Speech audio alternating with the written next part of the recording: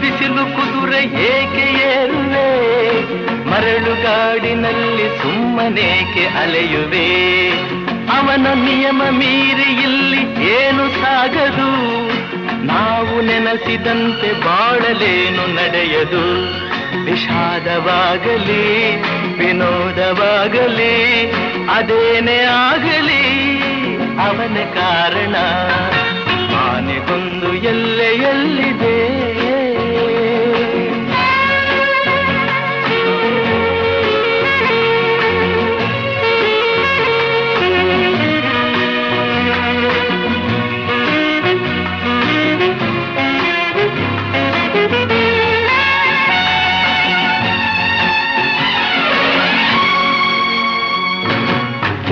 ಸಾವು ಬಾಳಿನಲ್ಲಿ ಎರಡು ಕೊನೆಗಳು, ಬಯಸಿದಾಗ ಕಾಣದಿರುವ ಎರಡು